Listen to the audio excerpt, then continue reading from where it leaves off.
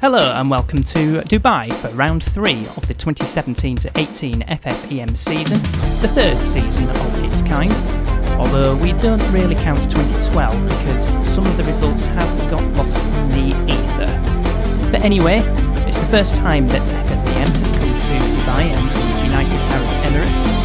Not the first time it's come to the Middle East because in 2017 we visited Bahrain, but in its Middle Eastern encounter, we're in Dubai this time. For the first time, we are using the international layout. Normally, when the FF series comes here, we use the full GP layout, which uses a bit more of the first sector that you can see on the map right there. As it's the first time that FFeM has come here, the race distance has had to be determined by a practice session, which was topped by Cooper Lee. Race distance is 45 minutes plus a lap, and the AFIA have calculated it as 32 laps. 2 mandatory pit stops are to be expected. The first pit window opens between laps 5 to 22, and then the second pit window from lap 10 to 27. If this was a double header like we saw at Macau last time out, then the second race would be 35 minutes plus a lap, and just 1 mandatory pit stop. Again, starting from lap 5 and ending 5 laps from the end, depending on how long the race actually is. So we move to the starting grid, and the unluckiest driver in the world has come good in qualifying. Stoffel Vandoorne ahead of Jean-Eric Vergne, and then Cooper Lee, the pole sitter for the second Macau race, is third ahead of Kamui Kobayashi fourth, with Sébastien Buemi fifth, Sergenjo in sixth, and then the second Macau race winner, Nick de Vries, 7th ahead of Lucas di Grassi, an expected championship favourite, but the Macau meeting did not go to plan for him. Row 5 filled by Benjamin Pryor and Tony Coast. Luca Giotto 11th for Galaxy, ahead of Sam Bird 12th, Nelsinho Piquet 13th, that's Piquet Jr., ahead of Robin Freins, and Pierre Gasly a disappointing 15th because he was 3rd in the free practice session, so he'll be looking for a bit better fortune in the race. Lance Stroll 16th, Jack Aitken 17th ahead of Brendan Hartley 18th, and then the last row, Nick Cassidy and the winner of the first Macau race, Felix Rosenqvist, in last. We'll talk a bit more about the Macau event and what happened a bit later on, but for the moment we'll concentrate on the start. The 5 lights are on, and the usual pause before the 5 lights go out. And who gets away best? Vandoorne got a great start, Vergne less so because he's already lost second to Cooper Lee. Lee in the slipstream of Stoffel Vandoorne. Can he do something about the Belgian into the first corner, which is a pretty quick corner, not much braking required here, and Cooper Lee knows that because he's trying to go side by side with Stoffel. Now we go into the international loop. Bit of a straight before a couple of 90-degree corners, one to the left and then one to the right. It's a wide circuit, so you can still take a decent amount of speed through the corners. And now back onto the main layout, onto the back straight, and it looks as if Lee has gotten a good run into the main overtaking spot, the heavy braking zone into the hairpin. Lee's going to take the lead. He has done so. And further back, Sébastien Buemi, I think he took Jean-Eric Vergne off the start, and he holds 3rd place in the Danish electric racing car. And a big traffic jam, and a car stopped, and being piled into by Nick Cassidy. It's Sam Bird, the other Danish team, and who tagged him, was it Pierre Gasly? I think it was Pierre Gasly. And the frustrated Pierre Gasly, I have to say, and he's taken it out on Sam Bird. And, well, at least the other Ebar Gum Racing writes Sam Bird the right way round. So, the previous meeting at Macau was determined, well, the higher engine modes which teams can use in this race played a key factor.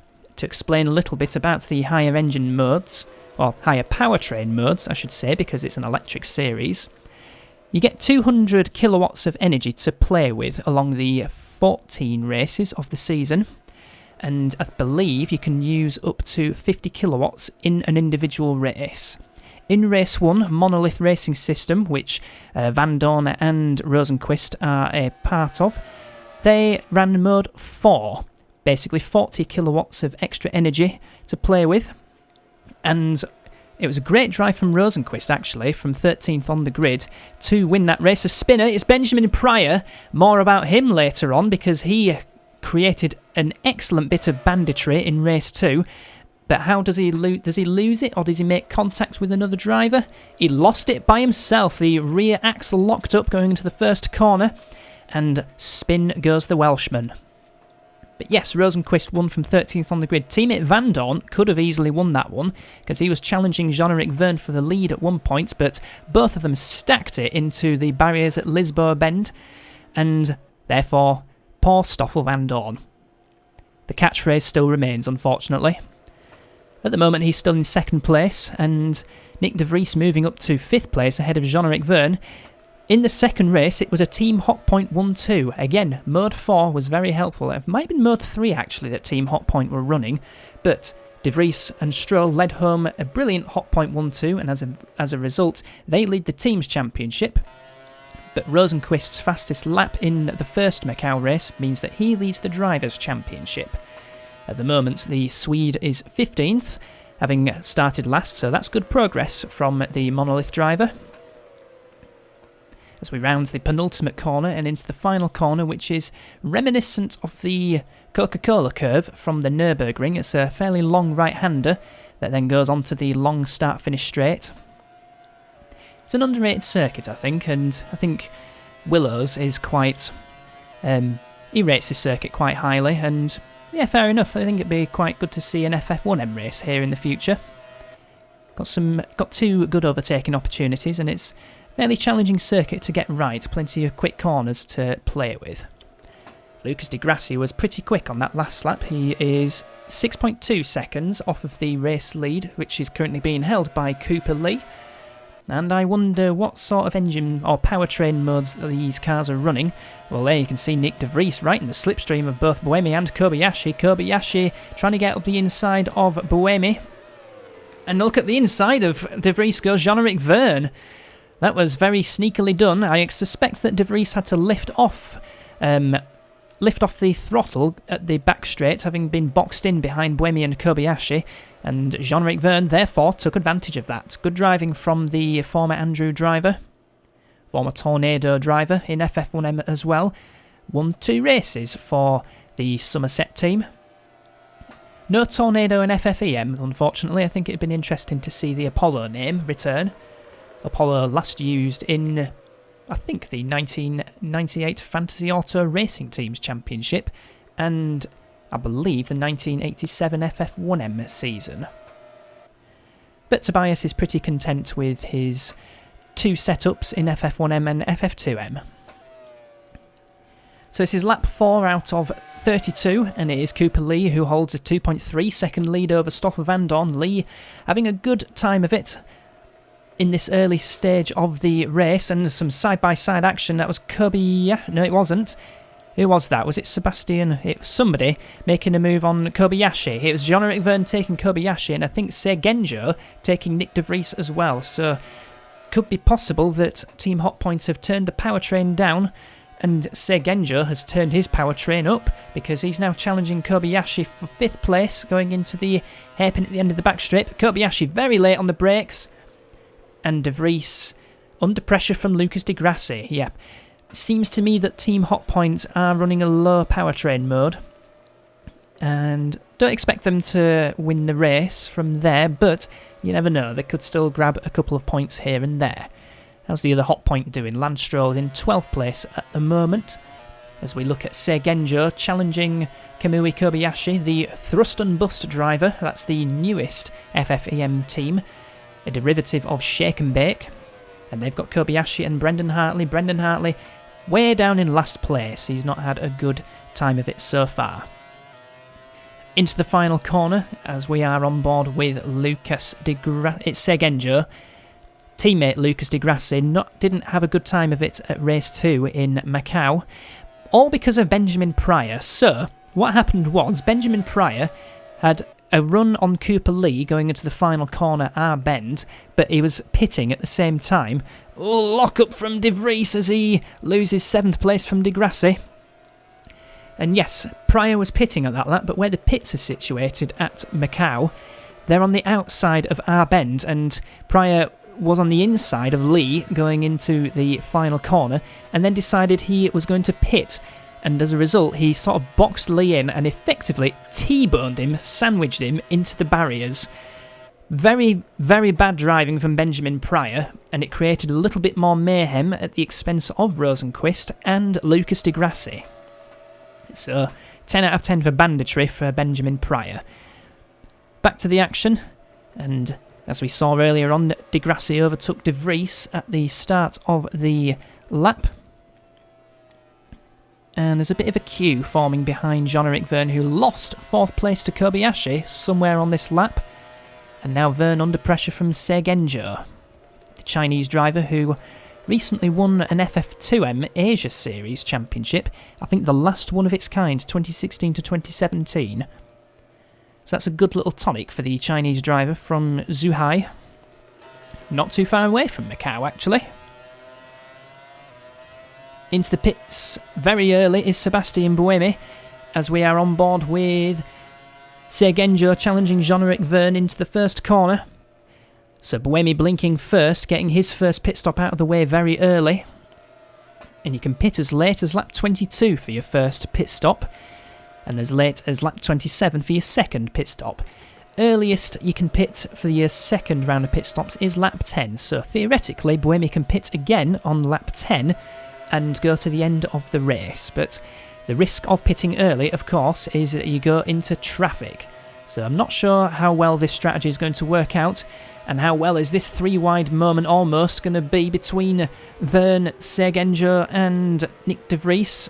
It's not Segenjo, it's Lucas di Grassi who's making his way nicely through the field. He's up to 5th, so we've got both Alpines in the top 5. I wonder if they're running higher powertrain modes. Certainly seems possible. You've got plenty of power to play with this time, because in the previous season, in its 10 races, he only had 100 kilowatts to play with. And interestingly, Willows, in the 2017 FFeM season, they ran Mode 1 throughout the whole of the 10 races, so 10 kilowatts extra power in each of the 10 races, and it worked out pretty well for them. They were runner-up in the Teams Championship. And they're doing pretty well in this race so far, although Van Dorn is starting to catch up to Cooper Lee, who is pitting at the end of this lap, at the end of lap 7. No pit indicator for Van Dorn just yet, so he's going to be playing the long game. Certainly longer than Cooper Lee anyway, as side-by-side De Vries takes Vergne. So I wonder if the Gojira E Atomic Pulse, that's its full name, is running slightly less power. As Benjamin Pryor is into the pits for his first of 2 pit stops. And now is Nick De Vries going to chase after Lucas di Grassi. I imagine it'd be a bit difficult if we're going by the assumption that Alpine are running higher power modes. And Vergne coming back at De Vries into the hairpin, but thinking better of it. No sign of a pit stop yet for Jean-Eric. But we'll keep an eye on Cooper Lee, who is definitely pitting at the end of this lap. And he needs to emerge in some clear track if he's going to challenge for the race win. How's Lee's teammate doing? Da Costa's up to 8th at the moment. That's Tony Coast or Billy Big Bollocks. Or Cost a Lot of Coffee. Maybe that's why Willow signed him, so he can get a cheaper deal on Costa's brand. Into the bits comes Cooper Lee. I suppose his target will be to emerge ahead of Sebastian Buemi, but he had quite a healthy lead over the Swiss driver. Probably about 7 seconds, I think. No dev panel on the top to help out, but so we're going to have to rely on the graphics at the bottom and on the left. Anybody else pitting? Doesn't seem this way at the moment. Jack Aitken's running a bit slowly. Has he had a moment? He has indeed. The cambered left-hand hairpin running wide and then getting onto the dirty stuff and spinning. That's Jack Aitken driving for... Who's he driving for? He's driving for... He's Giotto's teammate, so it must be... That's the team name that I haven't memorised yet. Galaxy Grand Prix. And Cooper Lee exiting from the pits. Now there's a driver coming up to his left, and he's just ahead of him, so Lee, that's worked out pretty well for him. And he'd rejoined ahead of Nelson Piquet. That's Piquet Jr. or Nelsinho Piquet. So 12th place for Lee, but the first of those having made their first of 2 pit stops. Sam Bird, Sebastian Buemi, and then Nick Cassidy, who drove pretty well at Macau in race 2, finished in a decent 4th place. Mode 4 helped. Ebargun were running Mode 4, and that actually helped Pierre Gasly set the fastest lap on his way to 7th. There's Kobayashi, he's 4.6 seconds behind Stoffel Vandoorne, and there is Stoffel Vandoorne, and his teammate Rosenqvist is going to be pitting at the end of this lap. So Rosenqvist pitting relatively early for his first of 2 pit stops. And the monolith, the black monolith with yellow stripes and blue bodywork, designed by their team boss. Kobayashi second, not thinking of pitting just yet. Neither Sergenjo, neither De Grassi, neither De Vries. How about Da Costa and Verne? Nope. And Giotto up to 8th at the moment. And then Lance Stroll 9th. And Robin Freins up in 10th place at the moment. So is that Pierre Gasly pitting? I think he has already pitted, actually. So he's gone for the early one. As up the inside, that's the Danish Electric of Sam Bird taking PK. And now Sebastian Buemi looking to follow through, as Benjamin Pryor sets a new fastest lap in his Electric Eel. That's a conglomerate of Andrew Racing. Buemi lifting off for some reason. He's got an issue. Sebastian Buemi is going to pull off with a problem on his car and smacks it into the barrier, losing his front box in the process. Now, what seems to be the issue? It's a suspension problem. That's pretty unusual. Yellow flag's fine, but yellow flags end at the end of this straight. Pierre Gasly looking up the inside of Brendan Hartley into the main overtaking spot, but not making that one work. And Gasly ahead of Rosenqvist and Pryor. And the unlucky Sebastian Buemi has to wait a bit longer before getting another podium. He finished on the podium at the first race alongside Rosenqvist and teammate Bird. And Stoffel Vandoorne going along quite nicely. Needs to hope that Lee encounters a lot of traffic soon, because if he can pull out a bit of more of a gap, then you don't lose as many positions in the pit stop. But Lee, the first one, having pitted and looking good for points if he can stay out of trouble. He'll have Robin Freins in front of him shortly. Depends how quickly he'll catch up to him and how well new tyres work. That's Jean-Eric Verne in 6th place at the moment, holding station in 6th. And I think there was a pitter. I think it was Lance Stroll who's going to come into the pits at the end of this lap. And Hartley versus Pryor. Hartley not having pitted, Pryor having pitted. So, bit of a dreadful race for Brendan Hartley at the moment. He must have got caught up in some incident somewhere that we haven't seen. And let's see if Electric Eel are running extra power in their powertrain. Certainly looks like it is eased ahead as the back straight went along, and he's up to 18th place, and now he's going to set off after Rosenqvist. And Rosenqvist trying to set off after Pierre Gasly. Gasly in 16th. Keen for an FF1M drive in the near future. He's been around for quite a while in FF2M. Regular race winner, but never a strong championship contender. And Kobayashi's coming into the pits at the end of this lap. We saw Hartley's pit indicator red, which means that your teammate's coming into the pits. Into the pits at this very moment is Lance Stroll in the hot point. A conglomerate of CBA Racing. And as Hot Point are an American company, that's pretty unique in the FF world.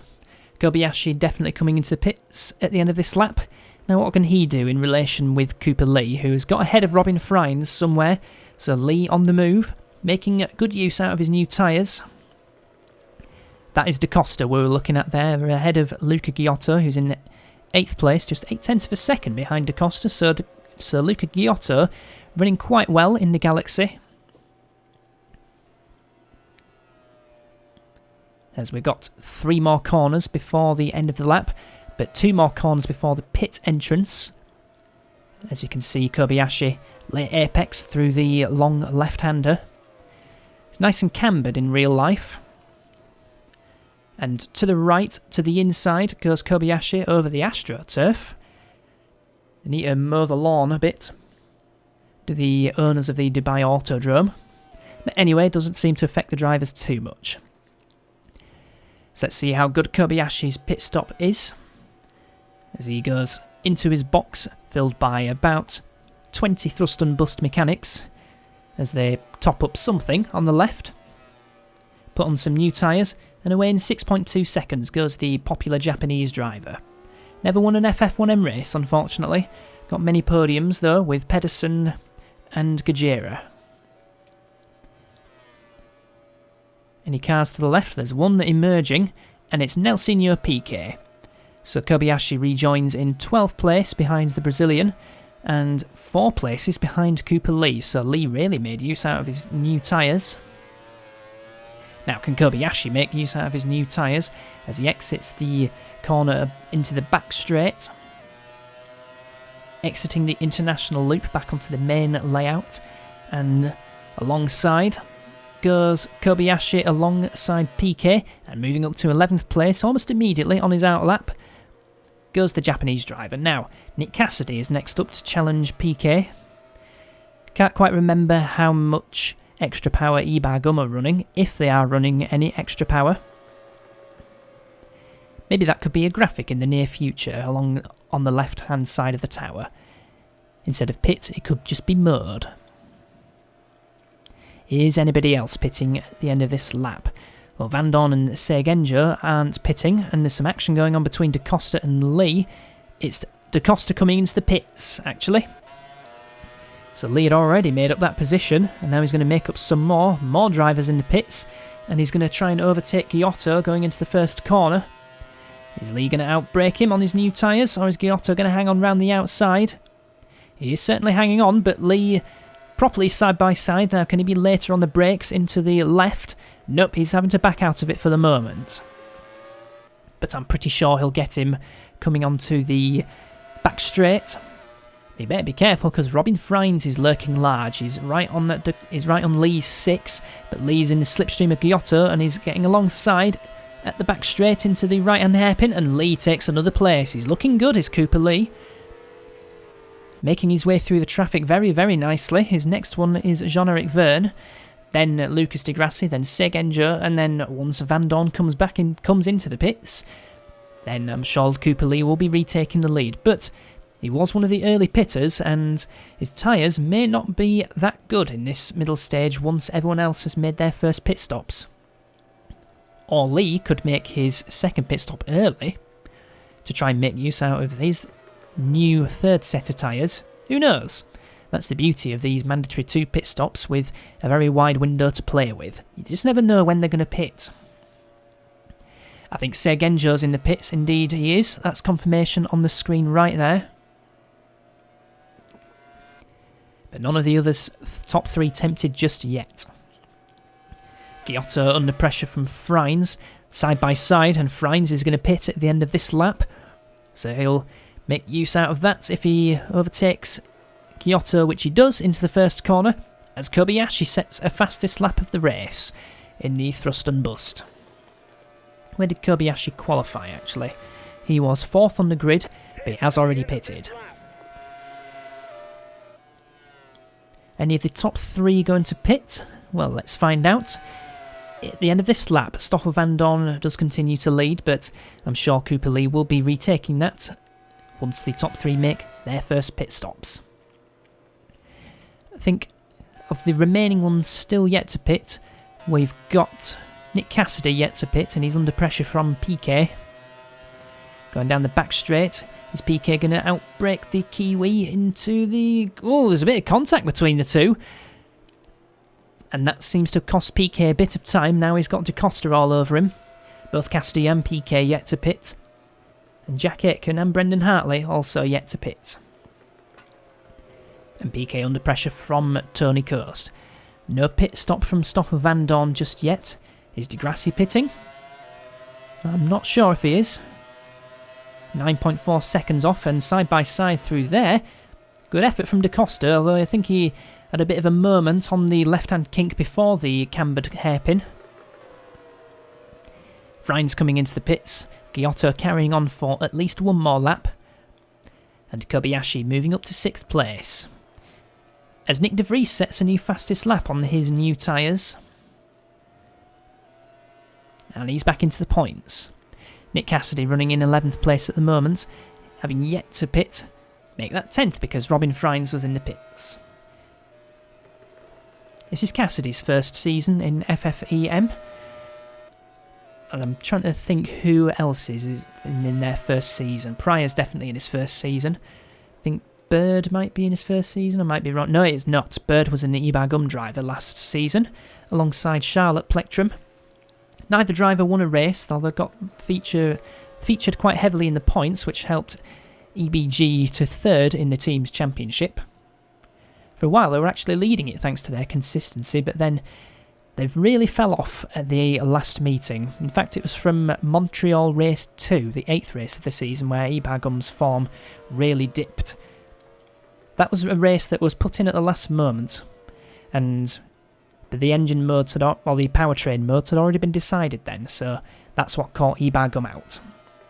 And then Bird had an awful final race at Watkins Glen. Retired on the last lap actually, although that was unseen. We're looking at Cooper Lee in his distinctive pink and purple helmet, which represents his stance on wildfires and him trying to raise awareness for it and effectively trying to reduce or even stop the wildfires completely, which is a nice cause that Cooper Lee is raising. His teammate to Lewis Hamilton in the 2017 FF1M season, then moved to Pedersen in a swap with Sebastian Vettel, and his last points score was at Portimao. He got to 4th place. Pryor's into the pits for his second time, so he's the first of the drivers to make their second pit stops. We'll see how well that works for the Welshman, but he was pretty far down anyway. Somebody else pitting. Not 100% sure, but yeah, definitely Pryor now having completed his mandatory pit stops. Is he going to rejoin around PK? I think so, PK having made a pit stop. And Stoffel Vandoorne into the pits for his first pit stop. And still some drivers yet to make their first pit stop, and the window closes at the end of lap 22. So how late are some of these drivers going to go? We'll find out. De Grassi, Verne, Giotto and Cassidy and Hartley yet to make their first pit stops. And De Grassi carrying on for at least another lap, as is Cooper Lee, but Lee having already made that one pit stop. Now effectively the race leader, Jean-Eric Verne, not choosing to pit this time, so he's temporarily up to 3rd, and Luca Giotto up to 4th. Stoffel Vandoorne has lost track position to Kobayashi and Seigenjo, so that's not worked out well for Stoffel Vandoorne, because he's now behind Kobayashi and Sei, who have made their first pit stops, but they're both stuck behind Luca Giotto at the moment. And this could get interesting down the back straight. Is it going to be a 3-wide moment? Well, Kobayashi going to the inside quite early, but you can see the Galaxy has got pretty good straight line speed, and it just pulled away from him, and Kobayashi nearly coming under pressure from Seigenjo as De Vries catches Vandoorne napping and takes 6th place. No, 7th place, but Vandoorne fought back then. Vandoorne, gutsy defence there, taking advantage of fresh rubber to get back ahead of Nick De Vries. But they're stuck behind Luca Giotto at the moment, and that could help Lucas Di Grassi gain some positions once he makes his first pit stop. As we go through the left-hand hairpin. And that was wide from Stoffel Vandoorne, making a small mistake, and about to come under pressure from Nick De Vries once again. No pit stop from Luca Giotto, and he's still holding up this pack of cars that are right on the Italian 6. Lee's going to take the lead from Lucas Di Grassi into the first corner, so he doesn't need to wait for Lucas Di Grassi to make a pit stop. Just take the lead naturally. Is Kobayashi going to get Giotto this time as the first corner? No, he's not. I wonder how much higher powertrain modes the Galaxy is running. And look at that. That was great traction from Luca Di Giotto. And a big swarm trying to take advantage of Kobayashi's slow exit. I think Stopper Van Dorn was going to pit again, so that was only 2 laps after making that pit stop. And maybe that's a smart decision because he's rejoined right into the thick of traffic. Get your second pit stop out of the way early and make use of that. But on the other hand, just overtake Seigenjo at the end of the back straight. But I think Van Dorn's going to commit to this because if Giotto is holding up Kobayashi, then Van Dorn can pit immediately and then try and retake that track position away from Kamui Kobayashi. But Kobayashi's going to have a look into the kink, and that's not going to work. Giotto shutting the door. And Giotto in the 2017 FF2M season, I think he was a Goomba driver alongside Pascal Wehrlein. Watch Van Dorn peel to our left, his right. Second pit stop, and that was a small lock-up, was it, from Kobayashi? I think it might have been, as now he's going to come under pressure from Seigenjo. And Lance Stroll and Nick De Vries coming into play as well. Stroll's done quite well to move up into 7th place. And yeah, you can see the Galaxy pulling away towards the end of that straight, so I think that Galaxy is running a higher power for this race. Well, it's not worked out at all well for Jack Aitken because he's down in 18th place. So, a few more pit stops occurring. Nick Cassidy into the pits for the first time. And some more drivers completing their mandatory pit stops, including Robin Freins, who's just set the fastest lap. And Da Costa, Van Dorn, Bird also completing the second pit stops. And De Grassi's not even done one yet, and neither has Verne or Giotto. Neither has Hartley. They're going to be coming in soon. And still Giotto is resolutely defending that 4th place. In a Galaxy that isn't particularly quick in the corners due to old tyres, but is quite nice on the straights. And Stroll is moved up to 6th place. He's taking good advantage of this traffic in that hot point. He's running a pretty quick spin cycle, is the Canadian Lance Stroll. And still Lee doesn't pit, still De Grassi doesn't pit, and still Verne doesn't pit, and neither does Giotto. They're going to be coming in soon. I think Hartley's going to be coming into the pits. Now, can Kobayashi finally overtake Giotto down the main straight? No, he can't. Takes a second dose of slipstream. Is he going to have to take a third dose of slipstream as Giotto moves over to the middle of the circuit? And that's going to present an opportunity for Lance Stroll to take Kobayashi round the outside of the first corner, and he's done it! Great move there from Lance Stroll, very opportunistic. And now can he finally overtake Luca Giotto to move up into what will be... That'll be a net second place for Lance. He's had a cracking drive. And where did he start on the grid? He started 16th. Very early candidate for drive of the day, and he's alongside Giotto, and he's done something that Kobayashi hasn't done, and that's overtake Giotto. So Stroll, once Vernon De Grassi make their pit stops, he's going to be in a net second place, which is cracking. I've no other word for it, cracking. And Kobayashi lost a place to Seigenjo, so it just goes from bad to worse for the thrust and bus driver. Their thrust is not running particularly high power in this race, and it's certainly costing them. Certainly costing Kobayashi, and now Sei has got the mobile chicane of Luca Giotto to deal with through the left hairpin. And Kobayashi's losing another place to Nick De Vries, the other Team Hotpoint car.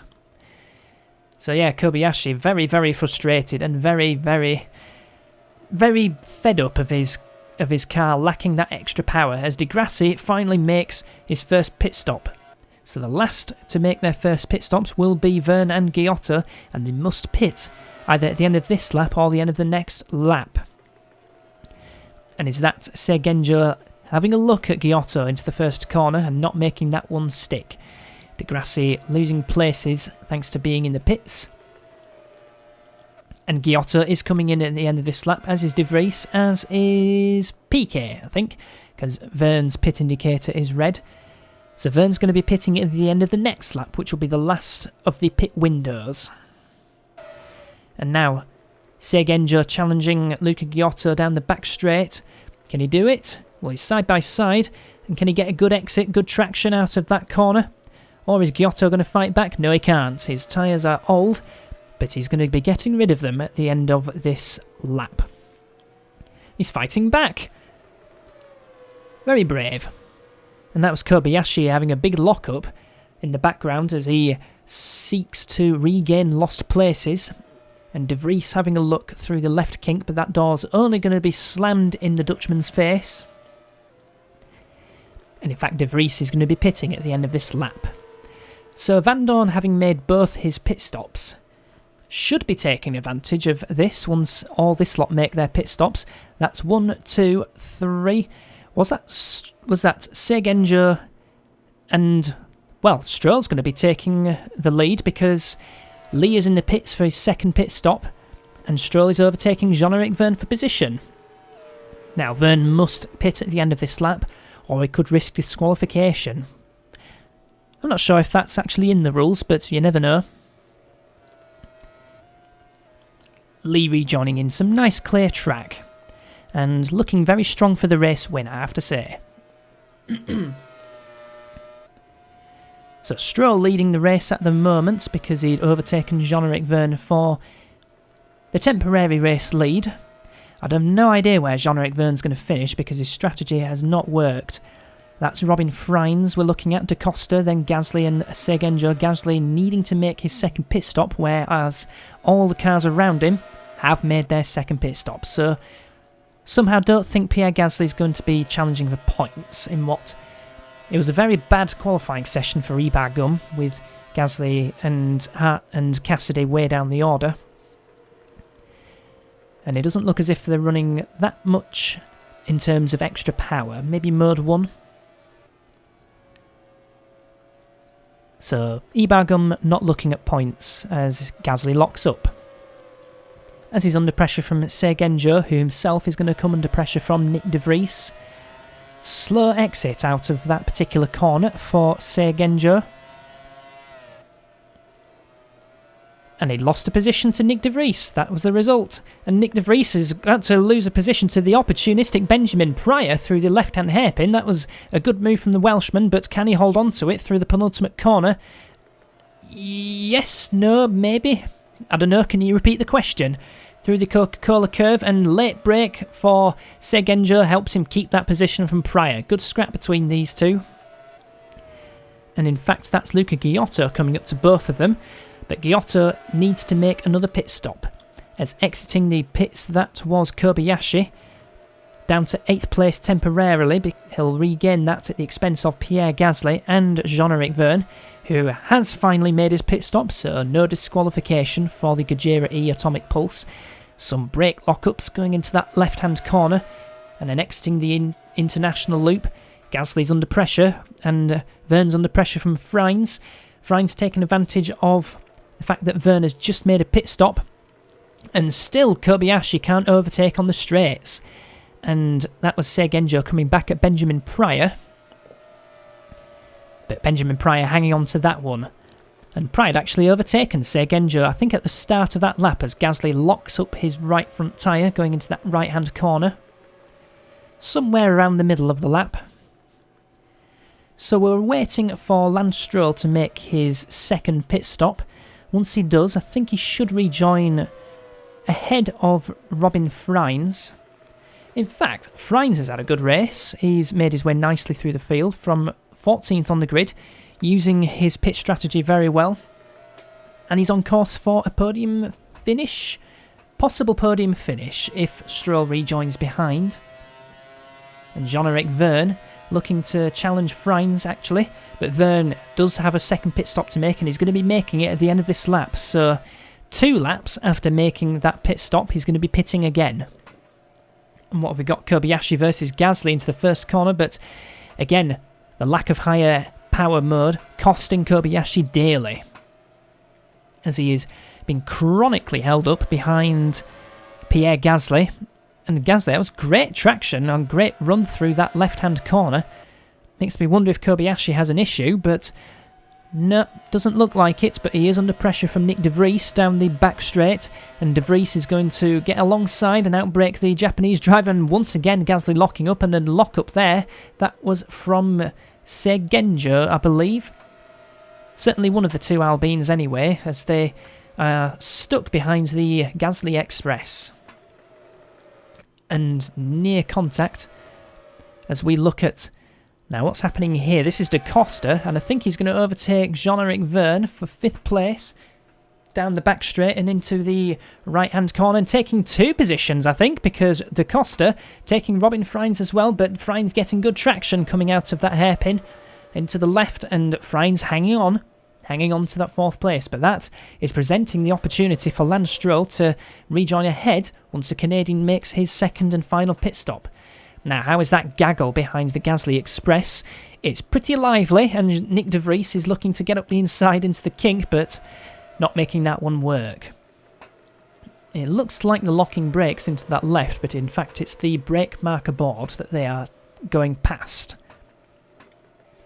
Exiting the penultimate corner, Gasly not pitting, but doing a nice job of holding up the pack still. And is Nick De Vries going to be able to get ahead? Well, Jean-Eric Vergne is in the pits, so this is now the battle for 6th at the moment. And a Team Hot Point car, how is it faring against the Ibar Gum? Not very well by the looks of it, and slight brake lockup as Seguenjo takes advantage of Benjamin Pryor, getting a little bit wide at the first corner, and takes a position off. So that will be an effective 8th place once Pierre Gasly pits at the end of this lap, which he is doing. His pit indicator was on. Maybe he's going to go for the fastest lap. Who's that in the background? Is that Sam Bird? Or is it Rosenquist? As De Vries finally takes Gasly. So, impatient enough to overtake Gasly before the Frenchman pits, but that's going to work out quite well for De Vries. Looks on course for 6th place if it stays like that. Rounding the long right-hand corner before the next of the straights, entering the 3rd sector.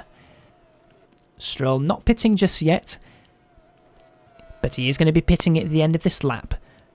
Lee's caught up to him. And how much of a lead has Lee got over Van Dorn? It's over 16 seconds. That would be by virtue of Van Dorn getting stuck in traffic after his 2 pit stops. After his first pit stop, actually, and then making his 2nd stop almost immediately. Doing the same strategy as Jean-Eric Vergne. So once Stroll pits, and once, well, Gasly has pitted, but once Stroll pits, then that'll be all of the pit stops complete, and then it'll be straight run to the end of the race.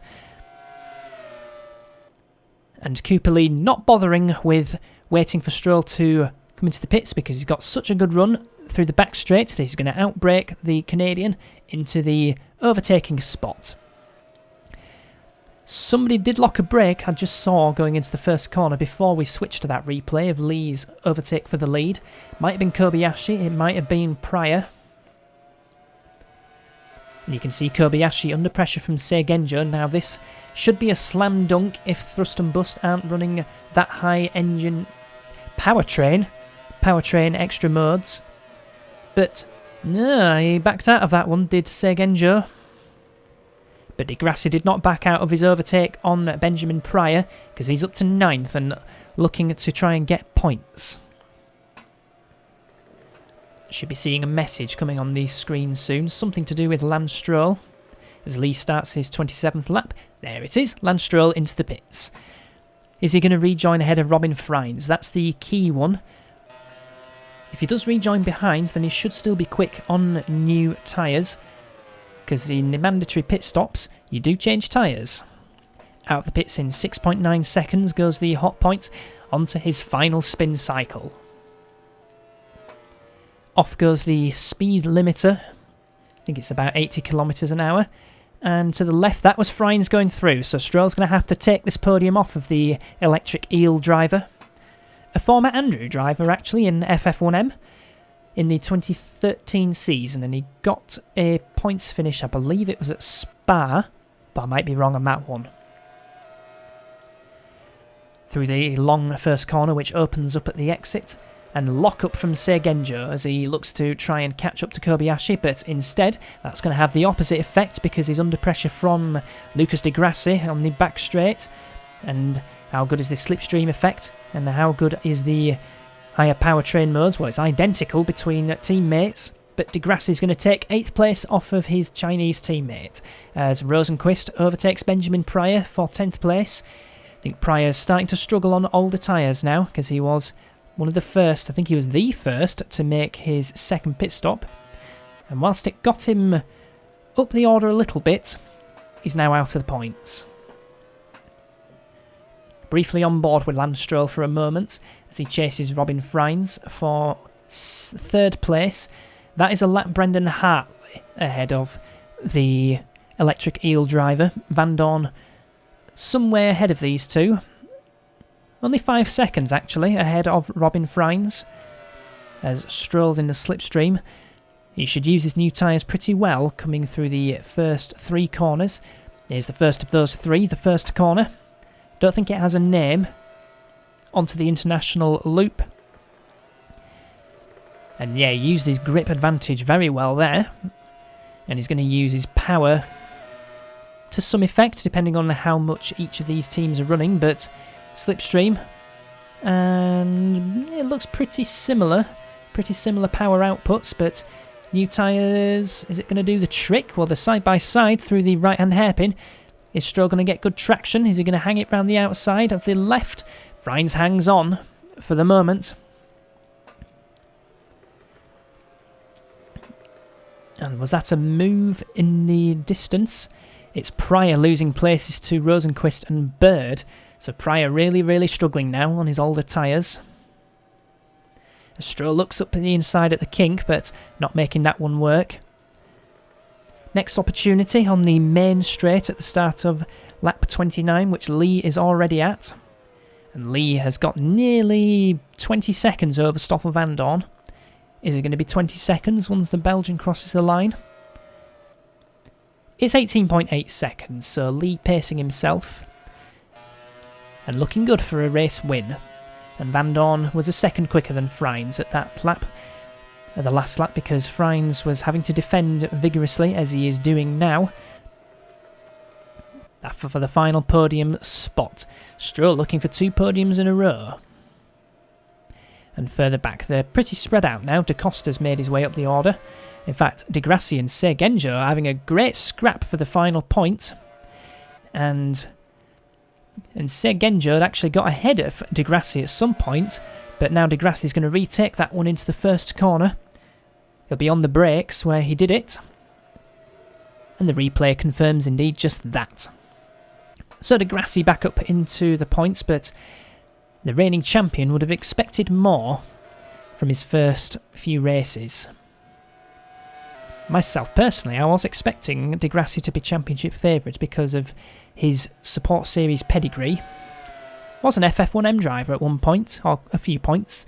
2009 with Guy Racing, and then returning to the team, I think he was with GRM in 2011, and then 2012 back to Guy. At that point it was Sean Connery Motors, and De Grassi got a couple of podiums, challenged Bruno Senna for the race win at Monaco, that mad Monaco Grand Prix where only 8 cars finished and lots of drivers crashed out, at the invisible barriers at the seafront chicane, and at the final corner Anthony Nogues.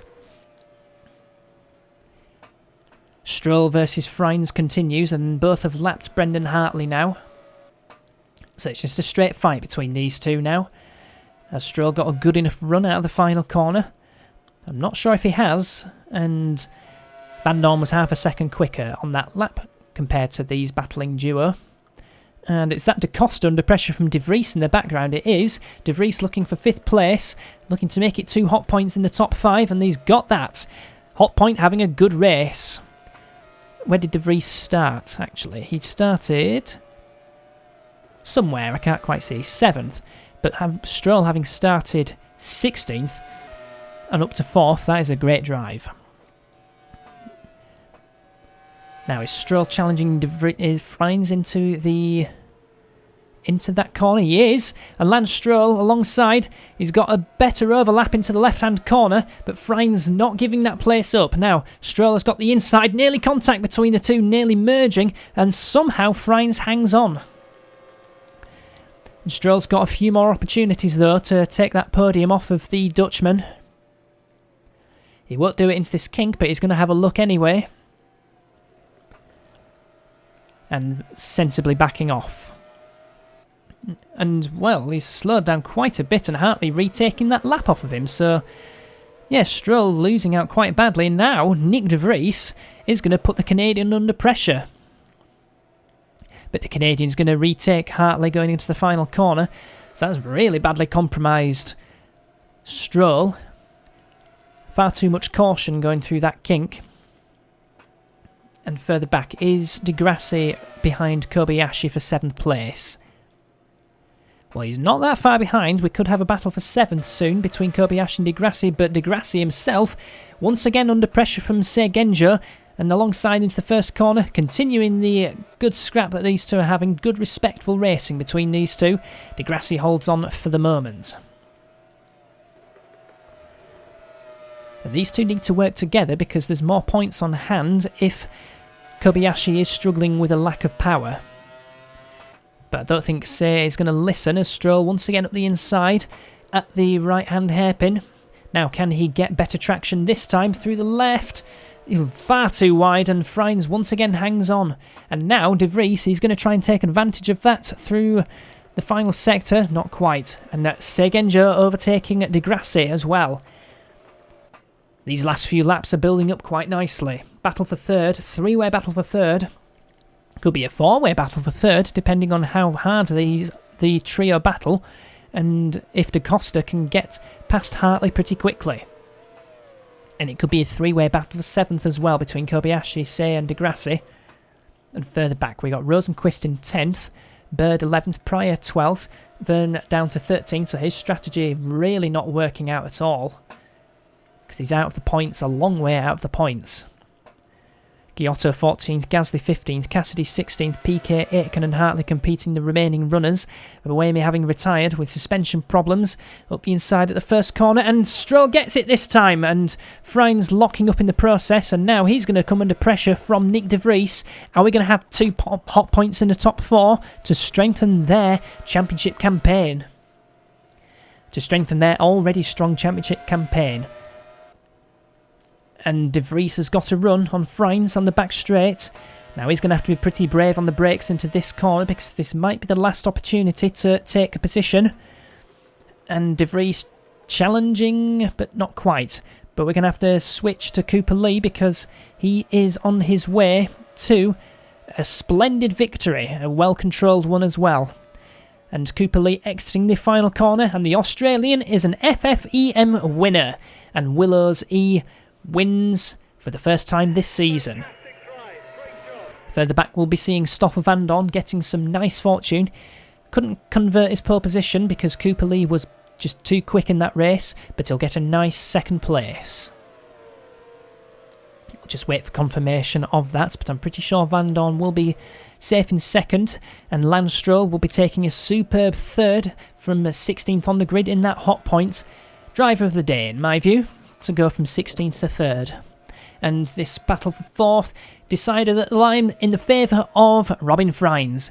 Nick de Vries comes home in 5th, so good points for hot point.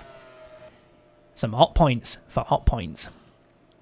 Da Costa 7th, so 2 Willows in the top 6, and Kobayashi getting 7th place, but it'll be a frustrated Kobayashi, having been near the front for the early part of the race. And taking 8th, I apologise, I did not quite see who took 8th place. It was definitely one of the Alpines, and I think it was Seigenjo. We'll just await confirmation of the results, and here we go. It was Seigenjo who took 8th place in the end from Lucas Di Grassi by half a second. In the end, 2 monoliths in the top 10, sponsored by Bowser Oil. And Sam Bird taking 11th for Danish Electric Racing, but no points for Danish, unfortunately. And it's a Danish Electric Racing team that are in collaboration with AJ Motorsports, and that is in part down to the sabbatical that Pedersen are taking. Further down the order, Benjamin Pryor finishing 12th ahead of Jean-Eric Verne, whose late first pit stop, followed by the immediate second pit stop, did not work out. Luca Giotto, similarly, didn't work out for him, but taking 14th nonetheless, and the E-Bar Gums having a very poor race. Very poor qualifying, leading to a similarly poor race, 15th and 16th.